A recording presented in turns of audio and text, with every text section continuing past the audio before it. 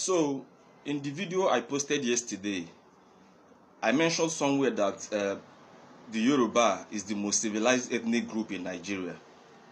And honestly, that statement just came to me naturally. I didn't know when I made that statement. Because for me, I thought we all know, I thought everybody in Nigeria is aware that Yoruba is the most civilized ethnic group in Nigeria. I didn't know anybody would have issues with that statement. I thought everybody is aware. So, I'm saying this because someone sent me a private message, asking me why I made that statement. Apparently, this person is not Igbo. He is one of those instigators. This instigator was querying me in his message.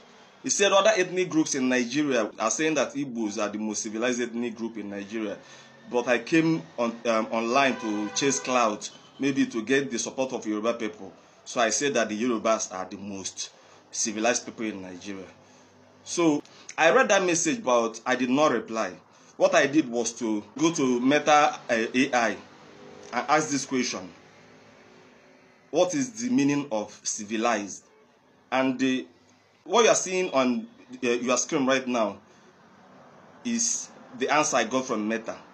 And for me, I reflected on the answer after I got it, and I became more convinced, even more than ever, that the Yoruba ethnic group is the most civilized ethnic group in Nigeria.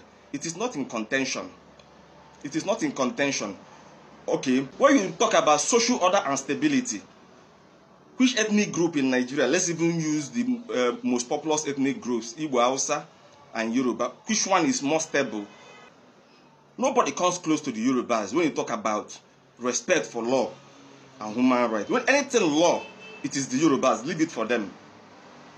They've been paying taxes. They've been respecting government for a very long time. Igbos are still learning how to respect government, respect law. The Hausa Fulanis are struggling. If you don't hit them very hard, you will not get compliance. The Yoruba man is the only man that would wake up in the morning and know that he's supposed to pay his tax. He will go to tax office and pay. It is in their nature to comply with law. You talk about advanced technology and infrastructure. Where do we have advanced technology and infrastructure in Nigeria? It is in Yoruba land. You may say it is only Lagos, but yes, it is in Yoruba land. You talk about high standard of living and education. Yes, Igbos are trying to meet up. But the Yorubas are still number one in Nigeria. You talk about art and culture and intellectual pursuits. Leave it for the Yorubas. Now then get art and culture. Now then get intellectual pursuits. Nobody comes close. You talk about tolerance, inclusivity, and diversity. Even I can tell you that in the whole world, nobody is as tolerant as the Yoruba man. The Yoruba people are the most tolerant people in the world. It is only in Yoruba land that you will see somebody, his wife is Muslim, his father is Christian, his first son is Muslim, this one is...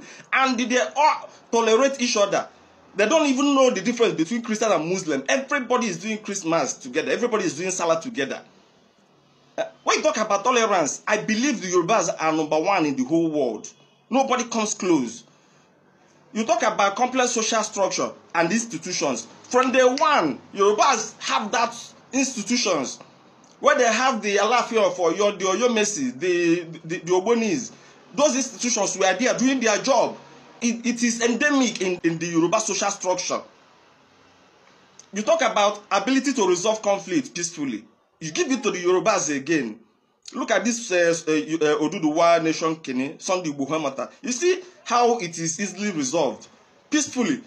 Why that of Nnamdi Kanu is still there, dragging in court. So, let's not fool ourselves.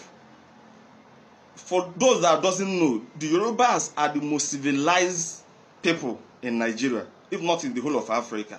Thank you. Good morning, sir. Kíkọ́ mo kọ́ yìbó, èdè yìbó kì í ṣèdè bàbá mi, òyìnbó wọ trọ́sà bàbá mi wọ kẹ̀mbẹ́, adágún là ń ṣe tí ẹ ó rọrùn. Good morning, sir. Kíkọ́ mo kọ́ yìbó. Ṣó o gbọ́? Ṣó o rí rẹ?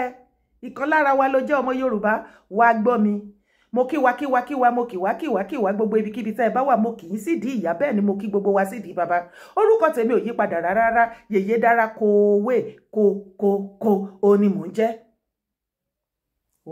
wá gbọ́ mi gẹ́gẹ́ bí ìkan lára àwọn ọmọkọ ilẹ̀ Yorùbá tí èmi Dára jẹ́ tí mò ń fi ìran mi ilẹ̀ mi rèsì mi mo fi ń yangàn gbogbo nǹkan Yorùbá ló wà uniquely unique ó ti máa ń gbọ́ lẹ́nu mi tipẹ́tipẹ́ bẹ́ẹ̀ ni ọmọkọ ni mí wá gbọ́ ṣebí gbogbo nǹkan tó gbọ́ ìbáyìí sìn ọmọ Yíbò ló ń sọ o tó bá wá rí tí àwọn ẹ̀yà oríṣiríṣi tí wọ́n wá ń gbógun tì ẹ́ nílẹ̀ Yorùbá tí wọ́n ṣàsọ pé dandan ilẹ̀ Yorùbá yìí làwọn fẹ́ gbà àwọn ẹ̀yà mìíràn àti káàkiri àgbáyé tí wọ́n fọwọ́sowọ́pọ̀ pé wọ́n fẹ́ eradicate gbogbo ìran tó ń jẹ́ Yorùbá àgàgà kúrò nílẹ̀ Yorùbá ó ní mọ yìí ara ẹ̀ àfi kó o máa rojọ́ ẹ̀ sí àtẹlẹ́yà káàkiri bóyá òun ló lọ tọ́jà o kò sẹ́ni wájà ó lọ forí jálé agbọ́n ni o tán bá wà hàn lè mọ̀ wá máa gbọ́ ó ṣì rèsì yàn Ọlọ́run kí ló dáhùn sí Yorùbá fún Yorùbá ló burú jù nú ayé Yorùbá ò dáa tí tóun bá túlẹ̀ ayé wá òun ò ní ya ibi ó bá rí owó kò kàn mí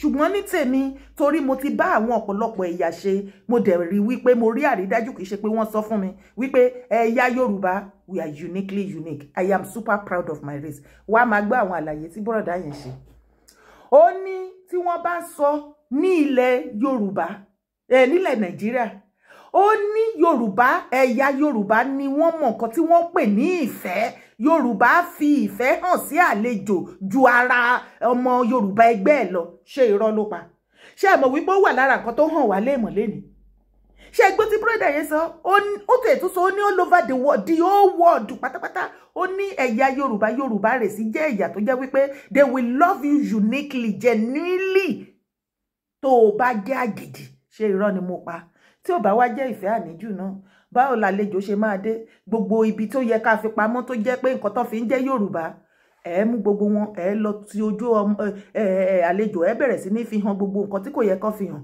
títí tí a fi wọ́n lára balẹ̀ títí wọ́n ní bó bá pẹ́ bó bá yá onílé á fi àparí iṣu hàn àlejò òwe ló tó lọ ni àlejò ló wá fi àparí iṣu hàn onílé báyìí pé ká kúrò fáwọn lọ láìfẹ́ tá a ní sí wọn tó tẹ̀pọ̀ jù ní ìkejì brother yìí tún sọ ó ní tó bá sọ wípé àwọn èèyàn san tax ní Nàìjíríà today ó ní kò sí ẹ̀yà kankan ní Nàìjíríà tí ó mọ nǹkan tí ó ń fún ìjọba Nàìjíríà ní support nípa sísan tax bó ṣe yẹ ká ṣe san ju ẹ̀yà Yorùbá àbálàjọ tí bàbá Tinubu tó fẹ́ fi tax pa everybody nítorí ó ti rí wípé ọmọ Yorùbá wọ́n máa ń ṣe normal tó bá ń gbé Yorùbá ṣe normal wọ́n ṣe normal ọmọ kan ni wọ́n ṣe normal olóríire ni wọ́n ṣe normal honestly ṣe normal àbálàjọ tí bàbá ń ta ibi tá a bá dé àfàìmọ̀ kí bàbá má táàkì èmi tá a mí sínú àti síta ṣáà ní táàkì tá a bá tọ́lẹ̀tì ṣá. ó ní a máa ń bọ̀wọ̀ fún òfin Yorùbá máa ń bọ̀wọ̀ fún òfin wípé gbogbo ilẹ̀ Nàìjíríà yẹn kò tí ì sí ẹ̀yà tó bọ̀wọ̀ fún òfin tó ẹ̀yà Yorùbá àwọn other tribe wọ́n tẹ̀lé wa lẹ́yìn ni ó ní tó wá tẹ̀síwájú ó ní Yorùbá a máa ń ní àmúmọ́ra endurance ó ní Yorùbá àgbà ẹ̀gbìmọ́ra a sì ní àmúmọ́ra fún àwọn ẹ̀yà mìíràn àti àwọn àlejò tí wọ́n bá wa lálejò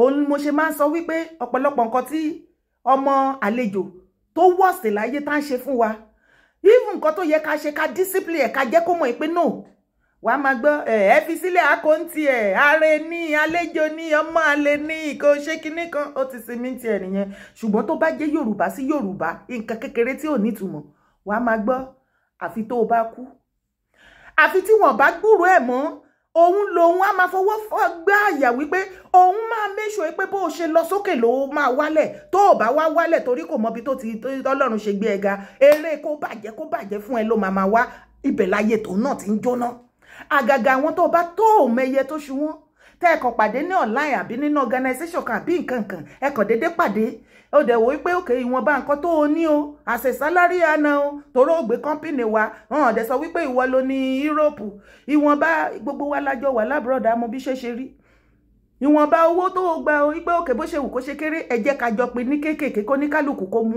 kó ṣe bẹ́ẹ̀ bẹ́ẹ̀ wàá máa gbọ́ àtọjọ́ tí mo ti ń bá rìn kò fún mi ju 20,000 ọjọ́ kan ó fún mi ní 50,000 ẹ bá mi béèrè lọ́wọ́ ẹ̀. Irú àwọn tó bá dẹ̀ ń sọ bẹ́ẹ̀ wọ́n ná ara wọn náà fi máa ń sọ pé wọ́n nọ́mọ ìyá wọn nọ́mọ bàbá sí ìlú òyìnbó tó bá wálé ó ní burúkú owó 1,000 ẹ̀ ò lè bọ́ sọ́wọ́ wọn ṣùgbọ́n ìwọ tó wà mọ́ rí o ti ṣoore dáràn báyìí o ti fún ní owó ó tún ní ó kéré jù àwa máa sọ pé wo òun máa gbógun ti ẹni mo ń sọ fún mo ń ṣe àlàyé fún ẹ Yorùbá àti Yorùbá bó ṣe máa ń ṣe fúnra wọn tí wọn ò ní ṣe fún àlejò. You see?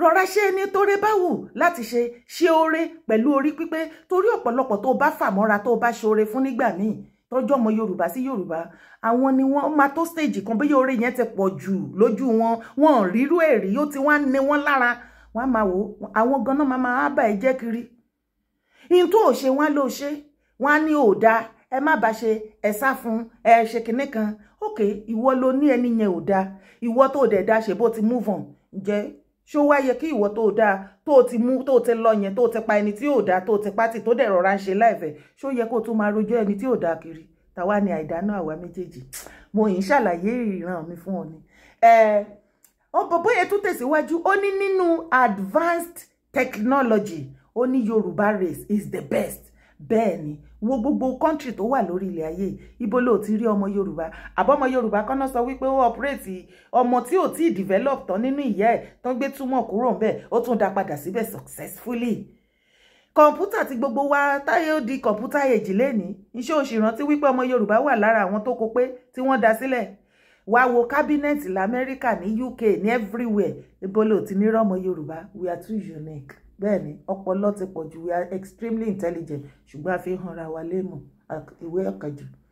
Advanced technology nìyẹn ó tún wá tẹ̀síwájú ó ní nínú education kò sí ẹ̀yà tó tí lé ọmọ Yorùbá bá Yorùbá race nílẹ̀ Nàìjíríà kò tí sí tribe tó kàwé tó múnádóko tó dúró sánsan tì báyìí tó sì dángájíá bí ìtẹ̀yà Yorùbá ó ní every ẹ̀yà Igbo every other one ó ní wọ́n sáré lé ni wọ́n lé bá wọ́n lè bá ẹ̀bà ó tún tẹ̀síwájú ó ní nínú art and culture ó ní kò sí ẹlẹ́gbẹ́ Yorùbá ibẹ̀ ni wọ́n ọmọ Yorùbá wà á ti máa pa yí ara ẹ̀ mọ́lẹ̀ wàá rò wípé ilẹ̀ Yorùbá àṣà ìṣe wa rèsì wa ló ń bàjẹ́ ayé ara ẹ̀ ló ń bàjẹ́ ìwọ tó bá jẹ́ ọmọ Yorùbá tó jẹ́ pé gbogbo ibikíbi tó bá wà àárín àwọn èèyàn tó bá wà tó bá jẹ́ pé kó máa blackmail Yorùbá race kó máa ba ilẹ̀ Yorùbá jẹ́ àṣà ìṣe yálà ọba ìjòyè nínú ẹ̀sìn ni àbí nínú pọ́sì as a politician or anything ayé ara ẹ̀ ló ń bàjẹ́ ọ̀run ẹ̀ ló ń bàjẹ́ àti sùn ẹ̀ ló ń bàjẹ́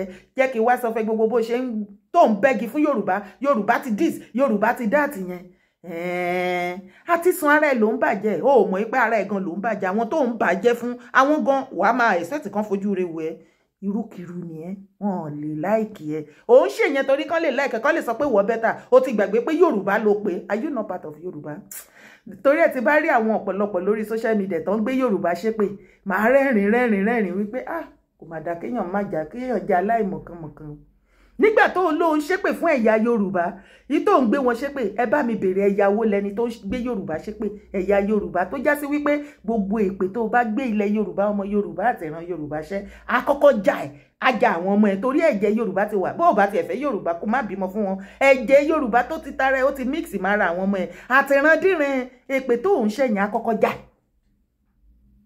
nǹkan tí ọ̀pọ̀lọpọ̀ mọ̀ ó pọ̀ gan ni ó tún tẹ̀síwájú nínú art and culture yẹn ẹ ṣáàrí wa mo ní àwọn ọmọ Yorùbá ọ̀wá lọ máa rìn gbẹ̀rẹ̀ bí ẹni ẹ̀gbẹ́ ń dùn ẹgbẹ́ ò sì dùn wá ẹlẹ́gùn ọmọ Yorùbá làwọ̀ ò fẹ́ kí Yorùbá ló ní ká jáde tilétilé ká múra bẹni pàtánlé kò ń ṣe àwọn ọmọ ibi tàwọn ọmọ Yorùbá wúdù tí wọ́n ń rìn òhò wọjà àwọn ọ̀pọ̀lọpọ̀ àwọn ọmọ Yorùbá wúdù ní obìnrin báyìí wọ́n ti dọmọ yẹ mọ́ wa lọ́wọ́ yes ọ̀pọ̀lọpọ̀ wọn ti dọmọ yẹ wọn ti rìn òhò wọjà àbí báwo lọmọbìnrin ṣe máa kúrò lé tó lẹ́bí tó lára tó lórúkọ rẹ̀ tó ti rán rẹ̀ wá tó mú aṣọ tó wọ bra nìkan tó wá wọ nẹ́ẹ̀tì tó ń gbé lọ tó wọ gbòòrò lọ ó ti yá wèrè ó kàn tí ìsókè ní agolo mọ́ orí ara ẹni ìran Yorùbá kì í wùwà bẹ́ẹ̀ kì í dírẹ́sì bẹ́ẹ̀ àwa bo gbogbo ibi tó bá yẹ ká bò ìyẹn ló máa ń mú ẹwà wa jáde kò dìgbà tó bá rìn ìhòhò kí ẹwà ẹ tó jáde nítorí pé Ọlọ́run jogún ẹwà fún wa ẹwà tinúwá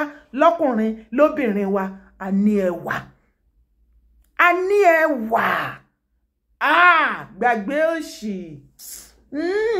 ó tún ní tolerance ó ní àwa la wà tolerance jù ní gbogbo the whole world ṣé irọ́ ló pa na láyàláyé tí ò bá wá jẹ́ bẹ́ẹ̀ ṣé ó yẹ kí a rí ẹ̀yà mìíràn kan máa gbógun ti ilẹ̀ Yorùbá páwọn làwọn ní it is no man's land àwọn dẹ̀ mú ilẹ̀ títí wọn wọ́n ra gàbó báyìí kódà wọn ò lè ta ilẹ̀ wọn tó kò sí bó ṣe lè bá wọn ṣe títí kàràgídá tó bá máa fi ta ilẹ̀ wọn fún wọn wọ́n á yá ẹni ṣùgbọ́n àwa á ta ilé á ta ilẹ̀ á ta everything láti make àlejò kó náà wà comfortable kó náà jẹ́ èèyàn wá wo ilẹ̀ Yorùbá lénìí tí ọ̀pọ̀lọpọ̀ tẹ́ yẹkẹ ṣiṣẹ́ tẹ́ wà jobless tẹ́ kàn rìn kiri tẹ́ lè create nǹkan fúnra lára yín àjèjì gbogbo àwọn àjèjì káàkiri every other tribe ilẹ̀ Yorùbá ṣá ilẹ̀ Yorùbá ohun tó yẹ kẹ́ máa ṣe kẹ́ fi máa ṣe business kẹ́ máa ṣe kẹ́ máa kílẹ̀ Yorùbá kó máa gbòòrò sí kí gbogbo ẹ̀ máa lọ abandon tẹ̀ fún àwọn àlejò ló wá ṣe business tó ń ṣe everything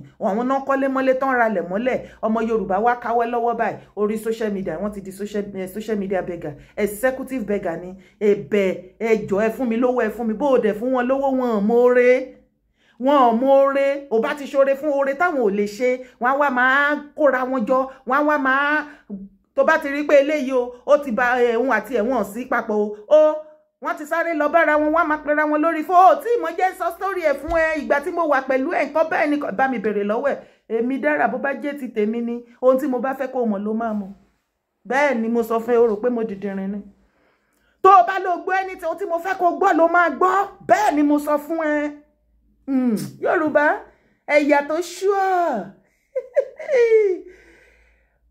bọ̀bọ́ yẹn tó wá sọ nǹkan tí èmi náà máa ń sọ mo wà lára àwọn tó máa ń sọ dáadáa ní gbogbo ìgbà àìmọye ìgbà ló ti máa gbọ́ lẹ́nu mi nípa religion ẹ̀sìn ó ní Yorùbá as a tribe as a race ní the whole of Nigeria ní ẹ̀yà tí òun rí tí kò jàjà ẹ̀sìn tí mo bá wá ń sọ fún ẹ tí mò ń bẹ̀ yálà nínú ẹ̀sìn kìrìsìtẹ́nì ẹ̀sìn àbáláyé àbí ti mùsùlùmí wípé ọmọ ìyá la jẹ́ ẹ má jẹ́ kí àwọn fanatics wèrè kan kí wọ́n wá dájà sílẹ̀ láàrin wa ilẹ̀ Yorùbá ti wà písù ọmọ ìyá ni wá àjàjà ẹ̀sìn ẹ má fàyè gbà wọ́n gbogbo ẹnikẹ́ni àgàgà nínú ẹ̀sìn Islam tó bá ní dandan fẹ́ gbé jihad wá sílẹ̀ Yorùbá bíi tirú Mufti Imran Dauda ẹni kò kọrí sí north ó ní north náà ti ń practice jihad tó sì ti ń ṣe ẹ̀sìn dáadáa ẹni kó kẹ́rù kó máa lọ ọbẹ̀ tílẹ̀ Yorùbá bá ní ẹ lára máa lọ ọbẹ̀ fi àwa sílẹ̀ torí kò sí bẹ́ẹ̀ ṣe lè ṣe tó àwa ò ní jàjẹ́ sin àbára wa jà níjẹ́ gbọ́ nǹkan tí ọmọ Yíbò yìí sọ ó ní nínú àárín àwọn ọmọ Yorùbá lẹ ti máa rí ọkọ ó lè jẹ́ mùsùlùmí ìyàwó á jẹ́ kristẹni àbí the other way round kí ìyàwó jẹ́ muslim kí ọkọ jẹ́ kristẹni àbí the other way round kí ọkọ jẹ́ oníṣẹ̀ṣe ìyàwó lè jẹ́ kristẹni ó lè jẹ́ mùsùlùmí wọ́n á sì bímọ wọ́n á sọ lórúkọ mùsùlùmí wọ́n á sọ lórúkọ kristẹni àti ṣẹ̀ṣe kí ìtàn bá jọ fẹ́ra wọn bẹ́ẹ̀ wọ́n á sì máa dàgbà papọ̀ wọn ò bára wọn jà tó bá dìgbà ìtúnu àwẹ̀ ìyàwó tó jẹ́ kristẹni tó fẹ́ mùsùlùmí á jí á ṣe sàárì fún gbogbo wọn wọ́n á jẹ ó lè má gbàwẹ̀ o ṣùgbọ́n á ṣe nǹkan gbogbo tó yẹ kó ṣe fọ́kọ ẹ̀ gẹ́gẹ́ bí ẹlẹ́sìn Islam tó bá di ìgbà ìtúnu àwẹ̀ gbogbo wa àti kristẹni àbó tí ìgbà ẹ̀mọye àwọn pásítọ̀ àbí kristẹni tí wọ́n kọ́ mọ́ṣáláṣí fún àwọn mùsùlùmí tí wọ́n rán àwọn ẹ̀mọye lọ ibi tí a fi ẹ̀sìn rọra wa lọ́rùn dé nìyẹn àbí kò yé ẹ ó ní kò tí ì sí tribe tó ń ti rí ipe ibi tí Yorùbá tí a ní agbára dé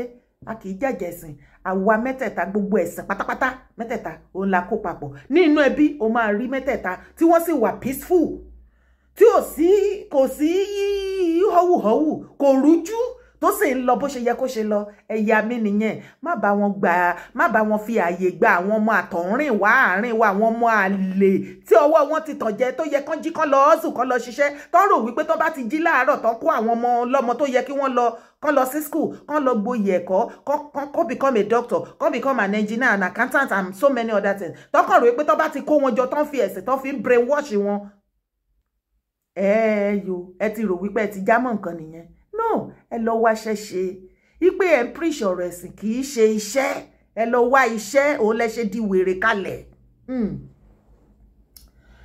ó tún wá tẹ̀síwájú ó ní Ọ̀yọ́mèsì ó mà sọ̀rọ̀ nípa Ọ̀yọ́mèsì àbí irọ́ ló rò pé mo pa ṣé bó ti gbọ́ o tún lè padà lọ gbọ́ tó o bá wá rí nípa nǹkan tó sọ nípa Ọ̀yọ́mèsì ṣé o mọ̀ wípé mò ń tẹnu mọ́ wípé o rí pé àwọn Ọ̀yọ́mèsì wọ́n dákẹ́ mímímí lẹ́nu ọjọ́ mẹ́ta yìí Ọ̀yọ́ Aláàfin of Ọ̀yọ́ throne kì í ṣe fún ẹ̀yin ọmọ Ọ̀yọ́ nìkan gbogbo àwọn ọmọ ilẹ̀ Yorùbá ni Aláàfin of Ọ̀yọ́ throne ó wà lára àwọn ààfin àti ìkan tí a fi ń yangàn tá a fi ń jẹ́ Yorùbá nílẹ̀ Nàìjíríà today ṣe ti wá rí wípé ìdí pàtàkì rèé tí gbogbo àwọn ọmọ ilẹ̀ Yorùbá tá a ní láti ranjú mọ́ àwọn Ọ̀yọ́mèsì àti àwọn ọmọ àlè kankan lọ́yọ̀ọ́ tọrọ wípé torí àtijẹ àti mú wọn torí wọ́n ti kọ́lé fún wọn wọ́n ti ra nǹkan kan wọ́n wá dákẹ́ mímímí wọ́n rò pé ìwà tèmi máa gbàgbé bẹ́ẹ̀ ṣe dákẹ́ yàn wá náà dákẹ́ tì yín àfi tẹ́ ẹ bá fẹ́ dá ogun sí Ọ̀yọ́ state àfi tẹ́ ẹ bá fẹ́ kí àwọn ọmọ Ọ̀yọ́ kí wọ́n bẹ̀rẹ̀ sí ní para wọn kí wọ́n máa tiná bọlé lórí màtá tó wà lẹ̀ lórí Ọ̀yọ́ àpèrè Aláàfin of Ọ̀yọ́ aláwọ̀ ò ní gbà àti mèèyàn tẹ́ fẹ́ gbé sílẹ̀ wọ́n bí yín kúre bẹ́ẹ̀ ni ẹ̀yin Ọ̀yọ́mèsì wọ́n bí yín kúre torí ẹ̀sìn mùsùlùmí tẹ́ bá nítorí ẹ̀sìn mùsùlùmí àìmọye àwọn ọmọ ọkọ tí wọ́n lẹ́tọ̀ọ́ sí orí àpèrè oyè Aláàfin tí mo mọ̀ dáadáa tí wọ́n jẹ́ mùsùlùmí pọ́nbélé tó sì ń ṣe ẹ̀sìn ẹ gbé wọn síbẹ̀ ṣùgbọ́n ṣe rí lè tẹ́ lọ gbé yìí wọ́n ní ọmọ nọ́ọ̀tì ni ó bá wọn tan ní nọ́ọ̀tì one of his parents nọ́ọ̀tì ló ti wá ṣé o ti gbọ́ nínú history láti yọ ọdún sẹ́yìn tí Sultan of Sokoto tó ti háì orí throne Aláàfin wọ́n fẹ́ kó wà lọ́ndà àwọn kan máa control ẹ̀ ìwọ ọmọ Yorùbá tó ń gbọ́ mi tó kì í ṣọmọ Ọ̀yọ́ state wá máa sọ pé kí ló kàn yẹn ni tó bá wọn kan fi jẹ́ ìjókíjó tẹ̀yìn ọmọ Yorùbá bá ti gbà kí wọ́n fi bọ̀ máa tán fẹ́ fi jẹ́ tó jẹ́ half northerner half Yorùbá tó bá fi lè jẹ oyè Aláàfin ilẹ̀ Yorùbá ti jóná o bẹ́ẹ̀ ni mo sọ fún yín ṣé wá rí orí àpèrè Aláàfin yẹn kò tún sí ọdún àbí ọjọ́ tí ẹ̀yin ọmọ ìran ọmọ Yorùbá tẹ́ ẹ máa smell ẹ̀ mọ́ wọ́n ti gba àwọn northerner wọ́n ti gbà mọ́ yẹn lọ́wọ́ nìyẹn ẹ sì máa lajú kalẹ̀ bẹ́ẹ̀ máa torí ẹ̀sìn ó ti gbàgbé wípé ilẹ̀ Yorùbá ló kọ́kọ́ mọ̀ kó o tó mọ̀ nǹkan tó ń pè ní ẹ̀sìn tó bá wá jẹ́ olórí pípé ọmọ ọkọ o ní máa torí ẹ̀sìn tó mọ̀ lọ́sàn gangan kó máa gbógun ti ibi tó ń forí ẹ tó fi ń lé tó ń jẹ epo tó ń jẹ iyọ̀ tó ń jẹ ata ẹ̀ tó jẹ́ àtẹ̀ràn díran ọmọ ẹ̀. ìyẹn ní kọ́kọ́ ó mà tún sọ̀rọ̀ nípa Yorùbá nation àbí mo parọ́ ni ó ní kán máa wo ọ̀rọ̀ Yorùbá nation kó wo ọ̀nà tí Yorùbá tá a fi ń gbà rìnrìn àjò ọmọ Adéyẹmọ igbó mọ̀rẹ́ ọmọ alágbàdo òde mo kìyìn bàbá Akíntóyè mo kìyìn gbogbo ẹ̀yin tẹ́ dúró lórí òtítọ́ tí ẹ ò ṣe àbòsí tí ẹ ò sì tàn àwọn ọmọ Yorùbá gbogbo yín pátápátá ni mo kí mi ò lólódì kankan yo ṣe bẹ́ẹ̀ gbọ́ báyìí tá a bá wá ń sọ fún yín pé bàbá ní pé ká máa fọpọlọ ṣe ká máa ṣe kò ń ṣe họ́wù ọ̀nà yẹn la máa fi gbà á ó ti slow jù ó ti ń pẹ́ jù ó ti ṣe kinní jù ṣebí ẹ rò wípé àwọn èèyàn wò wá àbí mo kúkú máa ń sọ fún yín ní gbogbo ìgbà wípé Yorùbá ẹni tó ń wò kì í wòran wọ́n ń wò wá ǹjẹ́ o lè expect pé ọmọ Yíbò ìyá eva sọrúkọ tó sọ síta ó ní ṣáà fẹ́ fi Yorùbá nation tá à ń ṣe compare àti Biafra ni ṣé àfọpọlọ sí nìyẹn ṣé mi fẹ́ sọ̀rọ̀ púpọ̀ jù láàrin yẹn torí àwọn ọmọ Biafra bí àwọn ṣe fẹ́ nìyẹn kó má dàbẹ̀ pé èèyàn kọ̀ndẹ́mù ọ̀rọ̀ títí wọn ṣùgbọ́n ǹjẹ́ o kẹ́kọ̀ọ́ nínú nǹkan tó sọ ó ní ká wo bí àwọn Yorùbá nation bí wọ́n ṣe ń gbé ọ̀rọ̀ tí wọ́n gbà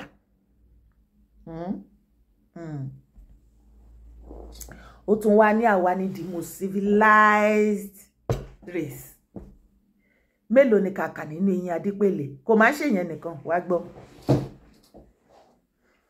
Threatened by the modern. There's no contradiction between the modern age. He deals with the wind. He deals with the wind. And he controls the wind. Okay? My travel, our movement of the star, the moon, and the sun. And when I travel, I look at the movement of the sun, the moon, and the star, and that indicates where to go. So the power, the ancient power, is still there intact. Not for the first time, I was struck by the power of music and dance as vital expressions of African culture. Even the Uni, the king of all the Yorubas, had to obey the rhythm of the drummers.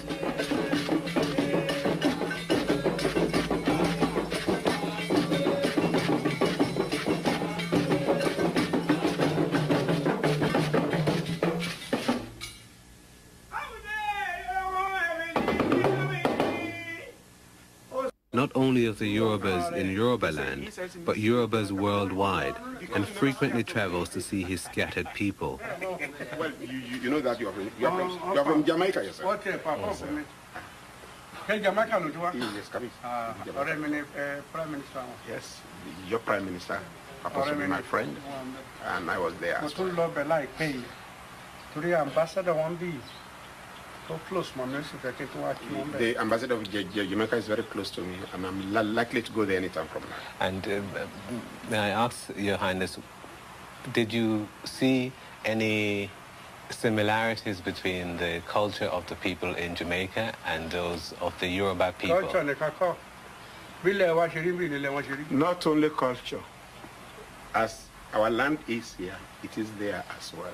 What does she keep tradition here? And they still keep the Yoruba tradition intact. And culture. And culture. Yoruba culture and tradition still intact. The best. And when I get there, they all recall that their father has come. Sorry.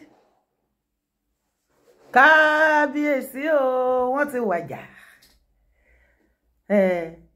Bàbá wa tó gbéṣẹ́ kí bàbá wa Ọ̀jájá kí wọ́n tó take over. Àwọn nìyẹn. Ọ̀ni àdìmúlà. Ọ̀run yín ire o bàbá. Ṣíjú adé. Ṣé bẹ́ gbọ́? Ǹjẹ́ o tilẹ̀ gbọ́ àlàyé yẹn dáadáa? Àwọn nǹkan tó náà ń bá rìn. Agbára ń bẹ. Agbára ń bẹ lẹ̀ Yorùbá. Ẹ̀yin ọmọ ìran mi. Ẹ jẹ́ ká fọwọ́sowọ́pọ̀. Ẹ jẹ́ ká tún ilẹ̀ bàbá wa ṣe. Kò síbi tó dàbí ilé Lẹ́yẹmíkẹ́ o. Kò má síbi tèmi fẹ́ ju bí tàbí mi. Ìlú owó, ìlú ọlá nílẹ̀ Yorùbá o. Wọ́n ti kọ́ mi lẹ́kọ̀ọ́ níbẹ̀ ó ti yé mi. Má bá wọn gbé ilẹ̀ Yorùbá náà gbógun ti ilẹ̀ Yorùbá. Jẹ́ ká jọ fọwọ́sowọ́pọ̀. Jẹ́ ká jọ fọwọ́sowọ́pọ̀ ká tún ilẹ̀ Yorùbá ṣe. Mò ń pe ẹ̀yin, mò ń rawọ́ ẹ̀bẹ̀ sí gbogbo ẹ̀yin ọba aládé nílẹ̀ Yorùbá. Ẹ foríkorí kẹ́ fi kùlùkù kẹ́ fi rùkẹ̀rẹ̀ gbára wọn. Ẹ fadé kanra wọn kẹ́kẹ́kẹ́kẹ́. Ẹ fi adé kanra wọn ìkẹ̀kẹ́. Ẹ wá gbọ́ ohùn kẹ́ fi dàlúra wọn bí àdàlú ẹlẹ́wà. Ẹ gbé ilẹ̀ Yorùbá tẹ̀síwájú. A fẹ́ kí ẹ̀yin ọba ilẹ̀ Yorùbá kẹ́ jẹ́ kí ilẹ̀ Yorùbá kó gòkè àgbà. Ẹ̀yin politicians wa, ẹ má máa hùwà kó ti létà ọmọ. Kò sí ẹ̀yin bó o jẹ́ governor, bó o jẹ́ president ò lè lójú ọdún mẹ́jọ. Má jẹ́ kí ilẹ̀ Yorùbá torí ẹ bàjẹ́. Gbogbo nǹkan tó bá ṣe, tó gbórí àpèrè ẹ tó bá ṣe níbi gíga ẹ ọlọ́lá jùlọ ẹ tó bá dọjọ́ ọ̀la, wọ́n á sọ nípa títì ẹ o. Wọ́n á sọ nípa títì ẹ o. Ìwọ ọmọdé, àgbàlagbà, ẹ̀yin olóyè, ẹ̀yin ìyálájé, ẹ̀yin ìyálọ́jà, ẹ̀yin ìyálóde. Oyè tí ẹ̀ wá pọ̀ ṣalalu nílẹ̀ Yorùbá báyìí. Ṣùgbọ́n bí oyè ṣe pọ̀ tó ní nǹkan bàjẹ́ tó nílẹ̀ Yorùbá. Ó wá dá mi lójú wípé gbogbo oyè tí ẹ̀yin kábíyèsí ń fi ọ̀pọ̀lọpọ̀ tó wá látàbúrọ̀dà àtàwọn tó wà nílé tẹ́ ẹ̀ fi wọ́n jẹ kò ní ìtumọ̀ rárá ju ceremony part of it lọ. Kẹ́ẹ̀kan dé akẹtẹ̀tẹ̀ máa ń dé sí gbogbo wọn lórí àtọ̀pá rádaràdà tẹ́ ìgbélé wọn lọ́wọ́. Kẹ́ jáwé ewé àkókò wá níyì mọ́tajà tẹran ní jà. Àmà wá ṣe nǹkan o. Ẹ̀yin ọba wá yan oyè títà. Ẹ wá yan láàyò. Kò wá sí lucrative business kankan fún yín mọ́ nísìnyí ju kẹ́ẹ̀ta oyè. Kí ló dé? Ṣé nǹkan tán torí ẹ̀ fi yín jọba nìyẹn? Aráàlú ò gbádùn yín. Ilẹ̀ Yorùbá ò gbádùn yín. Ibi tá ẹ balẹ̀ lórí wọn ò gbádùn yín. Ẹ lọ ṣàpérò o. Ẹ lọ ṣàtúnṣe o. Ẹ bójú àwọn ọmọ Yorùbá jẹ́ o. Ẹ má bà ilẹ̀ Yorùbá jẹ́ o. Àwa ò ní gbà fún yín o. Mo dánu dúró lórí eléyìí náà. Jọ̀ọ́, ṣé o ti bá mi subscribe sórí YouTube channel? Àló ti máa ń bínú jù, o ti wálé ayé máyà jù. Òtítọ́ ọ̀rọ̀ ló kì í láìkí láti gbọ́ lẹ́nu dára. Òtítọ́ ọ̀rọ̀ yẹn lèmi ò dẹ̀ lè má ṣaláìsọ. Mi ìmọ̀ràn pa. Àwọn tó bá dé tí sọ̀rọ̀ bí ti tèmi wọn kì í léèyàn. Wọ́n lẹ́rẹ̀ẹ́ púpọ̀. Ṣé o rí bí 80% bá ti sá fún tó bá sọ wípé wọn ò bá iṣẹ́ torí òtítọ́ tó gbé dání tó o bá rí 10 àbí 20 tó bá bá iṣẹ́ ó ti cover 80,000 àbí 800 àbí 80 million or 8 billion tí kò bá iṣẹ́. Àlùbáríkà Ọlọ́run lójú ni mo tọrọ fún nínú ayé. Bẹ́ẹ̀ ni má bá wọn nawọ́ ìbàjẹ́ sẹ́nì kankan o. Má torí wípé òun ṣe lára ènìyàn kó rúbọ ẹ lójú. Èèyàn tọ́lọ́run bá ń gbéga bẹ́ẹ̀ pé 200 bẹ́ẹ̀ pé 1 billion. Ẹ lè gbé wálẹ̀ o. Ẹ̀yin lára máa ní o. Mo sọ yìí mo dúró ná. drop your comment. Ṣọmọ Yorùbá àtàtà ni ẹ́ tó bá wá jẹ́ ọmọ ọkọ Yorùbá jẹ́ kí n rí comment ẹ lábẹ́ fídíò yìí ó yẹ já pàdé bẹ́ẹ̀.